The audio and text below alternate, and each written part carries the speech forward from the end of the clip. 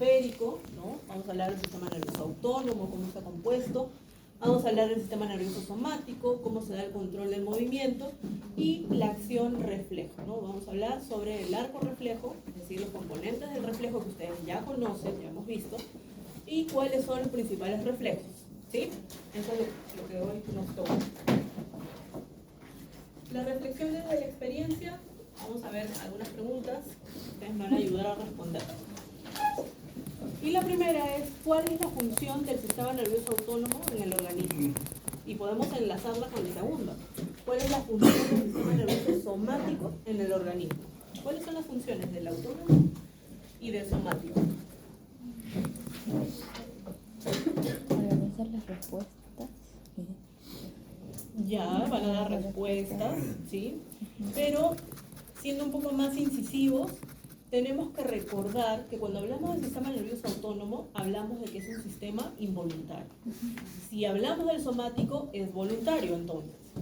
El sistema nervioso autónomo lo que va a hacer es regular las funciones involuntarias del organismo, mientras que el somático va a regular las funciones voluntarias del cuerpo animal, ¿sí? Y eso lo vamos a desarrollar el día de hoy. Ahora, ¿por qué existen diferentes tipos de reflejos en el organismo? ¿Para qué están los reflejos?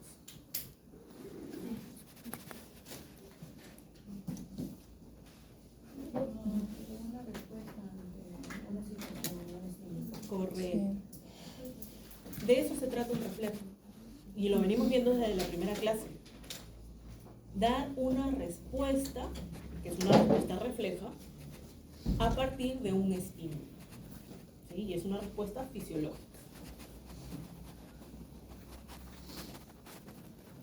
El resultado del aprendizaje de la clase de hoy es que van a comprender la organización del sistema nervioso central y periférico y, lógicamente, también van a conocer, ¿no?, todo lo que sería la fisiología, la acción, ¿no?, del sistema nervioso autónomo y somático. Ese es el contenido de la sesión de hoy. Y vemos aquí, vamos a empezar. Para recordarles, para refrescar un poco la memoria, sabemos que el sistema nervioso se va a dividir en un sistema nervioso central y un sistema nervioso periférico, ¿sí? El sistema nervioso central se va a dividir en encéfalo Y médula espinal. correcto, y médula espinal. Y el sistema nervioso periférico En los nervios. se va a dividir en somático y autónomo. ¿Sí? Entonces esto es para ubicarnos. Que es de hecho lo que nos está mostrando aquí este gráfico, ¿no? Donde podemos ver al sistema nervioso central, al sistema nervioso periférico, ¿sí? Dentro del sistema nervioso central se va a dividir en el encéfalo, que se continúa con la médula espinal. Y dentro del encéfalo, otra vez, ya ustedes por anatomía van a recordar, tenemos el encéfalo anterior, el encéfalo medio y finalmente el encéfalo posterior. En el encéfalo anterior vamos a encontrar al telencéfalo, donde vamos a encontrar ciertas estructuras que son muy importantes para procesar cierta información, como por ejemplo la corteza, ¿no? Acuérdense que tenemos una corteza sensorial y tenemos una corteza motora, ¿sí? Tenemos a los ganglios basales, tenemos al sistema límbico, ¿no?, muy relacionado con lo que vendrían a ser las emociones, ¿no?, estados de ira, estados de alegría, ¿no?, que van a ir procesando a ese nivel. Tenemos al diencéfalo, ¿no?, que se va a dividir en el tálamo, hipotálamo, epitálamo y subtálamo, ¿okay? Luego tenemos el encéfalo medio, que sirve como una especie de puente entre el encéfalo anterior y posterior. Es un sitio de relevo para varias señales que provienen de diversos núcleos, visuales, olfatorios, entre otros, ¿no? Y luego tenemos el encéfalo posterior, que se va a clasificar en cerebelo, el puente y la médula oblonga, ¿sí?, o bulbo raquídeo, que es donde se van a encontrar, por ejemplo, los centros vitales, ¿okay? Y se continúa con la médula espinal. Y en el caso de lo que vendría a ser el periférico, se va a dividir, como ya hemos visto aquí, en somático. Acuérdense que el somático responde a la voluntad, entonces llega a los músculos esqueléticos. ¿Sí? Es lo que permite que si yo quiero ir hasta la puerta, vaya caminando hasta allá. ¿Sí? Adelante. Y en el caso del autónomo, se va a dividir en simpático y parasimpático. Y es involuntario. ¿Sí? Lo vamos a ver en la clase de hoy después del receso. Ahora, tenemos a esta corteza cerebral, que es una estructura nerviosa a través de la cual se van a dar ciertos procesos entre los que están involucrados la memoria, el aprendizaje, el movimiento, la información que llega desde los sentidos, ¿sí? ¿Para qué? Para poder dar respuestas. Y para eso tenemos a los lóbulos. También los recordarán ustedes por anatomía. Tenemos el lóbulo frontal, ¿no? El lóbulo frontal es muy importante porque está relacionado con el movimiento voluntario. ¿Sí? Es el que va a dar inicio a esa respuesta motora. Es decir, para que el animal pueda desplazarse, ¿no? Está relacionada con el aprendizaje, con la habilidad, ¿no? Si es que alguno de ustedes toca algún instrumento, es a este nivel, por ejemplo, donde se procesa esa información para poder llegar a desarrollar dicha habilidad, ¿no? El piriforme. El piriforme también es muy importante, está relacionada con las sensaciones, es decir, con receptores olfativos, ¿sí? Que van a llevar esa información hacia la corteza, sin necesidad de pasar por el tálamo, que es una estructura que vamos a hablar en un momento, ¿sí? Tenemos el parietal, uno de los más importantes, porque aquí este lóbulo parietal se va a encargar de procesar información que llega, por ejemplo, desde lo que vendría a ser el tacto, la presión, el dolor, la temperatura, ¿sí? Todos esos estímulos se van a procesar a este nivel. Tenemos el lóbulo temporal, que está por su ubicación, ustedes saben que está muy relacionado con lo que vendría a ser la audición, pero también justamente por esa misma ubicación, que está por debajo del lóbulo parietal, también puede recibir o puede responder a ciertos estímulos táctiles de presión, ¿no? También. Y el occipital está relacionado con las señales visuales. ¿Sí? Está muy relacionado porque tienen los centros de la visión, ¿sí? Los centros ópticos se encuentran a ese nivel. ¿Okay? Entonces eso es para recordar un poco anatómicamente. Ahora, tenemos esta representación típica, característica de la corteza que se conoce como homúnculo. ¿Qué significa homúnculo? Significa hombre pequeño. Esto está mucho más desarrollado obviamente en medicina humana, ¿sí? No tanto así en la medicina veterinaria, pero es la forma como nosotros la estudiamos también, porque es muy parecida, solamente que aquí obviamente es mucho más compleja, porque acuérdense que el ser humano tiene ese proceso de razonamiento, ¿sí? Entonces, ese homúnculo significa hombre pequeño y fue desarrollado por un neurocirujano, ¿sí? Que de apellido Painter, en el cual nos muestra que ese homúnculo es una representación visual de la corteza, donde vamos a tener una corteza somatosensorial y una corteza motora, ¿sí? La corteza somatosensorial la vamos a encontrar principalmente, que va a estar recibiendo esa información a nivel de los lóbulos parietales, ¿sí? A ese nivel. Y en el caso de la corteza motora, donde vamos a encontrar la corteza motora primaria, ¿sí? Esa más relacionada con el lóbulo frontal. Acuérdense hace un momento cuando hablamos del lóbulo frontal, dijimos que estaba relacionada con el movimiento voluntario. ¿sí? Entonces, para que se vayan ubicando. Ahora, en este homúnculo, vean cómo nos muestran ciertas partes del cuerpo, ¿no? Vemos aquí manos, piernas, rodillas, una mano grande, una cara muy grande, ¿no? Y la pregunta es, ¿por qué se representa la cara y la mano de mayor tamaño que las demás partes. Y la respuesta es básicamente que se encuentra una mayor densidad de receptores sensitivos a nivel de la cara, a nivel de la boca y a nivel de las manos, a nivel de los dedos. ¿Sí? Hay gran cantidad de receptores y por lo tanto requieren de transmisión de señales mucho más complejas. Entonces, por eso ocupan mayor parte dentro de este homónimo. ¿Sí? Es un poco a modo de información.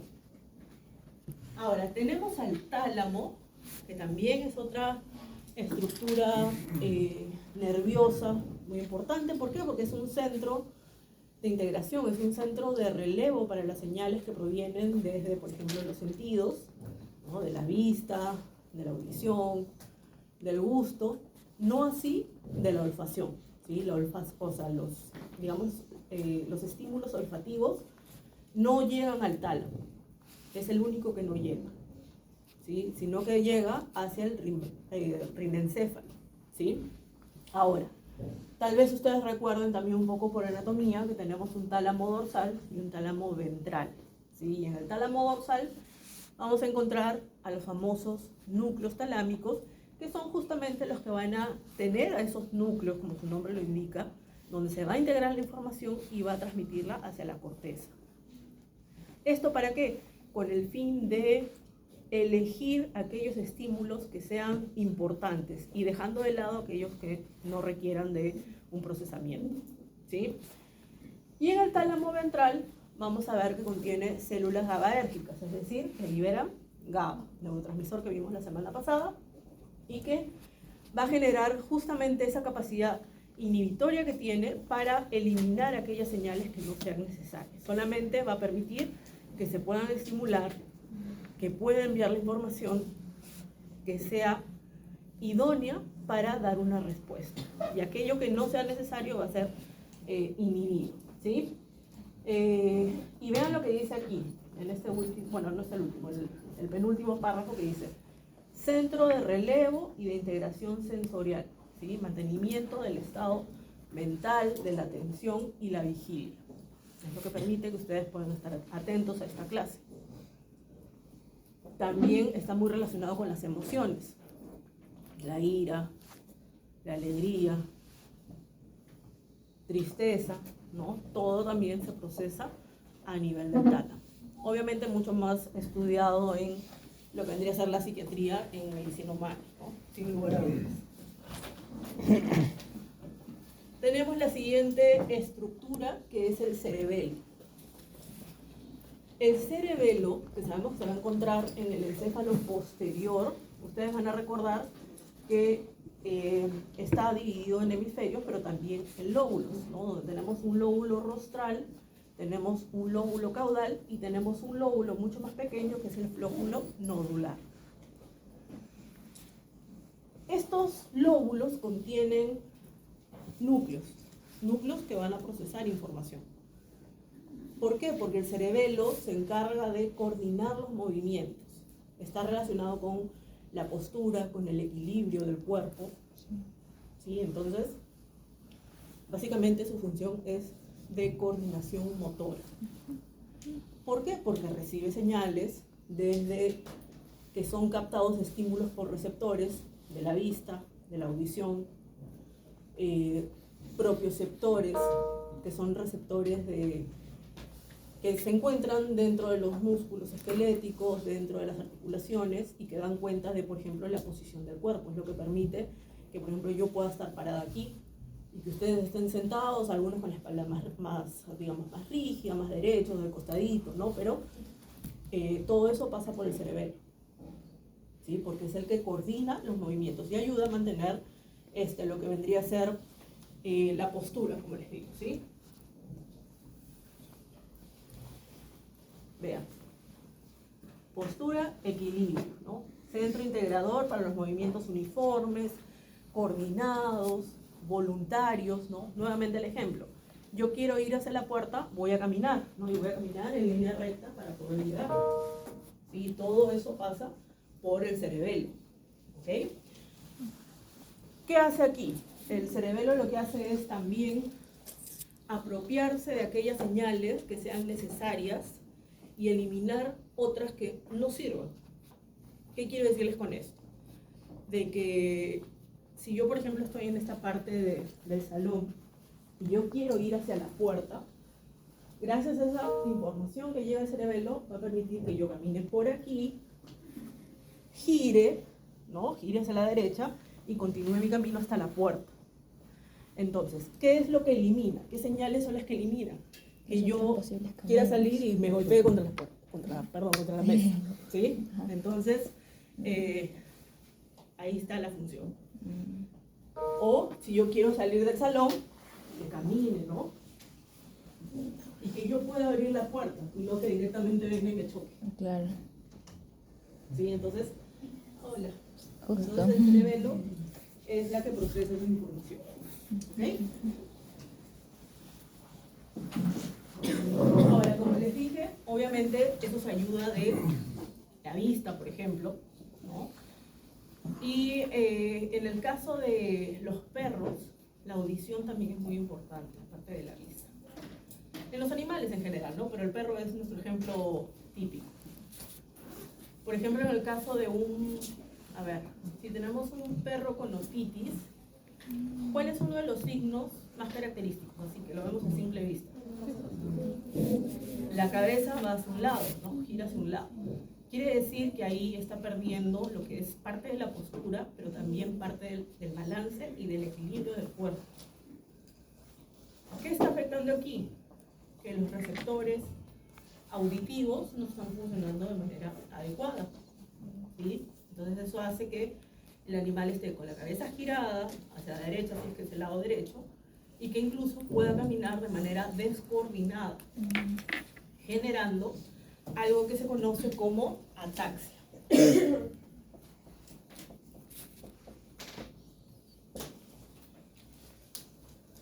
Se habla de ataxia, o también la van a encontrar como ataxia cerebelar o cerebelosa. Pero ya cuando normalmente ya dicen ataxia, ya sabemos que es del cerebelo, ¿no? Pero no sería raro que encuentren como ataxia cerebelosa. ¿Qué significa esto? Que el paciente camina de manera descoordinada. También en gatos. Puede ser golpe, puede ser otitis, puede ser la sobredosificación con algún fármaco, como ocurre en algunas razas de perros con parásitos y les aplican, por ejemplo, ivermectina. Ahí ustedes van a estudiar en farmacología que hay razas de perros a las que no se les debe aplicar ivermectina, porque van a tener posiblemente ataxia. Esto tiembla, creo, también, ¿no? Sí, puede haber fasciculaciones, necesitan apoyarse sobre, algo sólido, porque por sí solos no pueden. O sea, un golpe a nivel del cerebelo puede generar eso también, ataxia. Sí, un también. Golpe fuerte. Sí, un golpe fuerte. A veces se avisa ataxia cerebelosa cuando hay caída, por ejemplo, desde escaleras desde muy alto, ¿no? También se pueden presentar casos así. Puede haber dismetría. ¿Qué es dismetría? Que no mide bien la distancia de los objetos. Nuevamente, ¿no? Si por ejemplo yo quiero salir y ya sé que tengo que girar esto, pero tengo dismetría, entonces igual me voy a golpear con esto, ¿no? No va a ser que camine un poquito más hacia la izquierda y pueda seguir, sino que me golpee. Entonces hay una dismetría, hay una incoordinación y hay una falta de medición de la distancia de los objetos. Puede haber fasciculaciones también, ¿no? Como dijo aquí el compañero evangelista, ¿verdad? Sí. Entonces también puede haber fasciculaciones, es decir, unas especies de temblores, como si fuesen unos temblores. Y muchos de esos signos, sobre todo la ataxia, cuando vemos esos casos ya sabemos que es cerebelo, ¿no? Y se presenta, como les digo, hay muchas patologías, incluso en atropellados, en que se caen de escaleras. Se ve a veces en estas razas mini, ¿no? Los chihuahuas, sin miniatura, que se caen, los colocan en la mesa y hasta el piso, ¿no? Entonces, no hay fractura ni nada, pero sí puede haber una ataxia, por ejemplo. Entonces ustedes ya tienen que ir controlando eso, ¿no? Y también muchas veces se pierden ciertos reflejos. Bien, ahora, también por histología, no sé si ya llevaron histología, pero tenemos las capas, ¿no? Capas del cerebelo, donde encontramos la capa molecular, la capa de Purkinje y la granular, ¿sí? En este caso, La capa granular, ¿sí? La capa granular recibe señales de las fibras que se conocen como fibras musgosas. ¿Han escuchado hablar de las musgosas? Las musgosas son como unas aferencias que provienen de lo que vendrían a ser las neuronas aferentes de la médula. ¿Sí? Entonces, desde ahí viene, imagínense esa información para ser procesada. Y esto va a permitir que pueda estimular a la siguiente capa, que es la capa, digamos, intermedia, la de Purkinje. ¿Qué hace la capa de Purkinje? Tiene células de Purkinje que son las únicas que envían eferencias hacia los núcleos.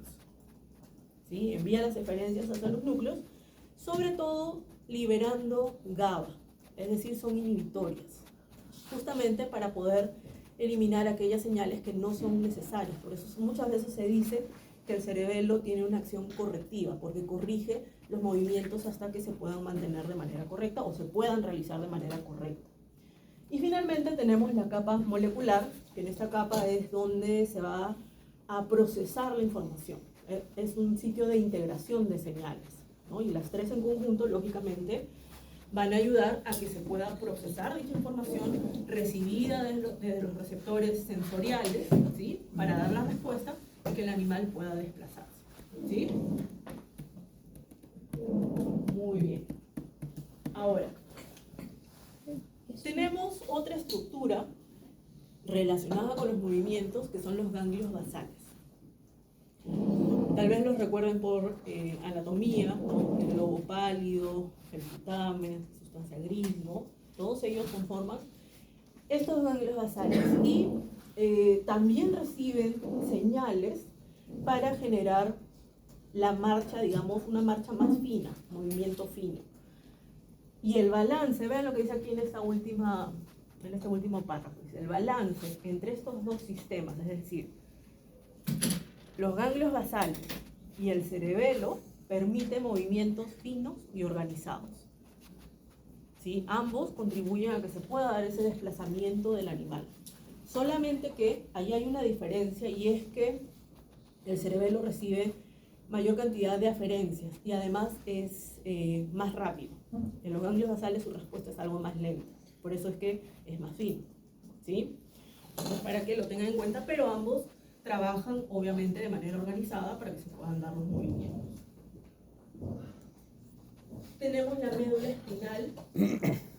Esta médula espinal ya sabemos que continúa, ¿no? Del encéfalo continúa en la médula y tiene la forma característica, ¿no? Que nos dicen de mariposa, de murciélago, de H, no sé cómo lo han visto ustedes, ¿sí? Sabemos que tiene astas, tiene las astas ventrales y dorsales.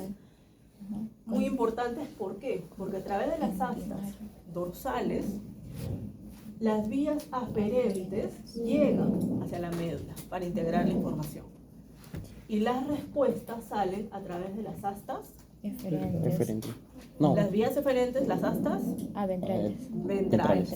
¿sí? A través de las astas ventrales. Entonces llevan la respuesta. Vean cómo está organizado, ¿no? Todo esto Profesora, para... Sí. creo que en el medio procesaba alguna información. Claro, aquí es donde se va a integrar la información. O sea, viene la información. Aferentes, acá vamos a encontrar interneuronas, y las interneuronas hacen sinapsis con las eferentes y luego sale la respuesta. Correcto. Tenemos los tractos espinales y pregunto, ¿qué es un tracto? ¿Qué es un tracto? ¿A qué se refiere un tracto espinal? Lo que sale de la médula espinal, ahí como hay un centro de ahí la disposición de sustancia gris y sustancia blanca cambiaba, ¿no? Pero lo que sale de ahí es eso, son los tractos espinales. ¿Pero qué es un tracto? La sustancia gris que sale, ¿se puede definir así? Vendrían a ser haces de fibras nerviosas. Es como si se formase un cordón. Un tracto es como un cordón, para que lo puedan entender. Es decir, es un grupo de fibras nerviosas que van a transmitir las señales. Y tenemos varios tractos espinales. ¿Sí? Vamos a ver aquí algunos importantes. Tenemos el córtico espinal. El córtico espinal está relacionado con la musculatura esquelética. está muy relacionada con el movimiento, ¿no?, voluntario.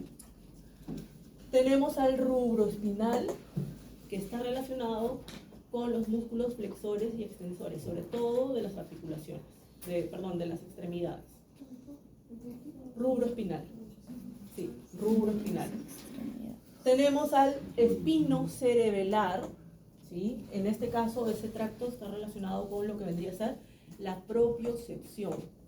Cuando hablamos de cerebelo, les dije que también habían propioceptores, ¿no? Entonces, ¿qué significa esa propiocepción? Significa la postura del cuerpo, ¿sí? Cómo se mantiene ese equilibrio del cuerpo, a eso se refiere. ¿Por qué? Porque hay propioceptores justamente, ¿no?, que son receptores que encontramos a nivel de la musculatura esquelética. Tenemos el espinotalámico, que está relacionado con ciertos estímulos de presión, de temperatura, ¿no?, de dolor, son los más, digamos, los principales, ¿no? Tenemos el vestíbulo espinal, que está relacionado con el oído, sobre todo el oído interno, y también el balance del cuerpo. Por eso también vuelvo al ejemplo del perrito que tenía otitis y que ustedes me dijeron que iba a tener la cara girada, la cabeza girada, va perdiendo balance, justamente porque el oído está siendo afectado, ¿sí? Acá está. Vestíbulo espinal. Vestíbulo espinal. ¿Sí? El vestíbulo espinal. Luego tenemos el tecto espinal. El tecto espinal está relacionado con los movimientos rápidos. ¿Qué significa eso? Por ejemplo, si vemos un animal, vamos a suponer un venado, ¿sí?, que está viendo un depredador, entonces eso le va a permitir correr rápido, una respuesta rápida. Y tenemos el retículo espinal, que está relacionado con el movimiento de los ojos. Es lo que permite que, bueno, yo que estoy parada aquí al frente, pueda mirar de izquierda a derecha, derecha a izquierda, ¿no?, en cada momento, ¿sí? Entonces tenemos esos tractos que son los que van a estar llevando la información de acuerdo a los estímulos que hemos hablado aquí. Esta diapositiva nos muestra justamente esta clasificación que hemos visto aquí. Acá está resumido, obviamente, ¿no? Sistema nervioso central, encéfalo, médula espinal, periférico, ¿no? Sabemos que cuando hablamos del periférico vamos a tener vías aferentes y vías eferentes, o sensoriales sensitivas o motoras, ¿sí? En el caso de las motoras, es ahí donde se va a ver esa diferencia, ¿no? Sistema nervioso autónomo y somático. Somático, ustedes ya saben, responde a la voluntad, llega a los músculos esqueléticos. Mientras que el autónomo se va a dividir en simpático y parasimpático. Y vamos a ver, ¿no?, en un rato más, luego del receso, van a ver que el simpático va a liberar adrenalina, el parasimpático acetilcolina, se van a unir a sus receptores que espero que ya estén estudiando porque, acuérdense, ya el examen es la próxima semana. ¿Sí? Acetilcolina. Vean cómo se integra, cómo se organiza todo lo que hemos venido hablando. Y se da como un reflejo, porque aquí estamos viendo reflejo. Vean, el entorno es el que va a dar el estímulo, que puede ser interno o externo, dentro del organismo o fuera de esto. Una vez que capta el estímulo, va a ser llevado a través de vías aferentes, sensitivas, sensoriales, ¿sí?, pertenecientes al sistema nervioso periférico, lo va a llevar a un centro de integración, sistema nervioso central, algo así vimos la clase pasada, ¿se acuerdan? Sí. Si la integración es inconsciente, significa que llegó solamente a la médula. Pero si va de manera ascendente y llega al encéfalo, entonces ahí estamos hablando de una integración consciente. Procesada la información tiene que viajar por vías eferentes. Entonces tenemos vías motoras, ¿no?, vías eferentes, otra vez sistema nervioso periférico. ¿Para qué? Para poder dar respuesta a este estímulo. ¿Sí? Entonces aquí otra vez componentes del reflejo.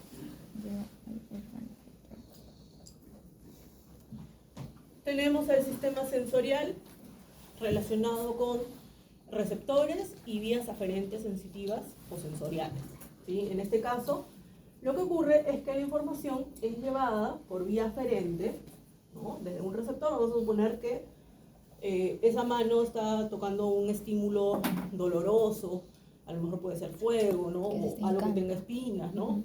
Entonces, viaja por vía aferente e ingresa por el ganglio espinal. Esta prolongación, este pequeño ensanchamiento que tal vez por ustedes de anatomía se acuerdan, vamos a encontrar a los ganglios, ¿sí? Los ganglios espinales. Lleva la información hacia la médula. ¿Para qué? Para poder dar respuesta, ¿sí? Dar respuesta, vean aquí, por vía eferente. Y en este caso, ¿qué es lo que se busca? Que se retire, ¿no? De lo que, no sé, de la olla caliente o de las espinas que estaba tocando, que la retire, ¿no? Entonces lo que hace es que haya excitación en los músculos flexores y que haya inhibición en los músculos extensores. ¿Sí? Entonces de esa manera puede flexionar y retirar. ¿Ok? Reflejo, nuevamente.